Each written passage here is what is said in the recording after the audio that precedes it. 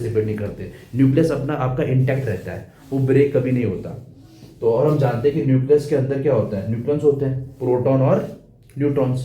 तो ये पार्टिसिपेट नहीं करते केमिकल रिएक्शन में, सिर्फ इलेक्ट्रॉन पार्टिसिपेट करता है।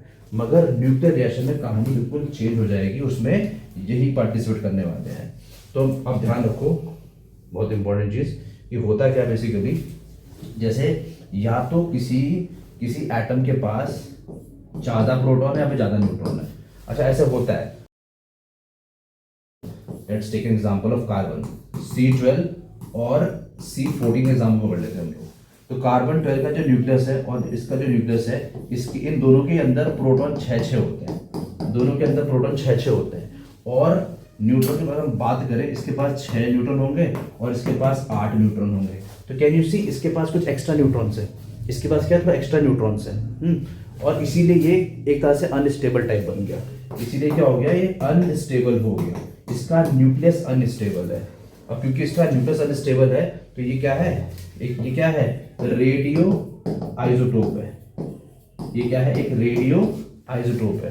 ध्यान रखो, आइसोटोप्स हम किन्हें बोलते हैं, आइसोटोप्स हम बोलते हैं उन दो एटम्स को जो कि सेम एलिमेंट से बिलोंग करते हैं। जैसे कि दोनों कार्बन से बिलोंग करते हैं, दोनों कार्बन के ही हैं, जिनका एटॉमिक नंबर तो सेम हो लेकिन मास नंबर अलग हो।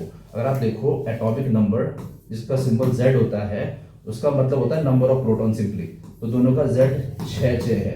और एटॉमिक मास जिसका सिंबल A होता है, वो होता है, इनको प्लस करके निकलता है, जो जितना तुम्हारा न्यूक्लियस का मास होता है।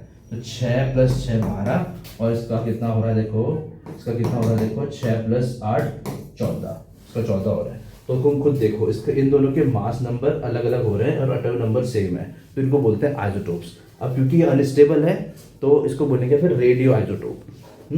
अब एक और चीज़ देखो, ये जो कार्बन 14 है, ये चाहता है कि मैं इसके जैसा बन जाऊँ, ये चाहता है मैं इसके जैसा बन जाऊँ। अगर इसको इसके जैसा बनना है तो इसको अपने जो एक्स्ट्रा 2 न्यूट्रॉन्स हैं उन्हें हटाना पड़ेगा, उन्हें ख़त्म करना पड़ेगा। तो ये यही करता है, ये अपने जो एक्स्ट्रा न्यूट्रॉन्स हैं, इसके जो एक्स्ट्रा न्यूट्रॉन्स हैं उनको धीरे धीरे हम कहते हैं डिसइंटीग्रेट कर रहा होता है, धीरे धीरे डिके कर रहा होता है, या फिर डिसइंटीग्रेट वर्ड बोल सकते हैं हम, धीरे धीरे डिसइंटीग्रेट कर रहा होता है in the form of radiation. धीरे धीरे रेडिएशन बाहर निकल रहे होते हैं इससे, ठीक है, और उसी को बोलते हैं रेडियो एक्टिविटी।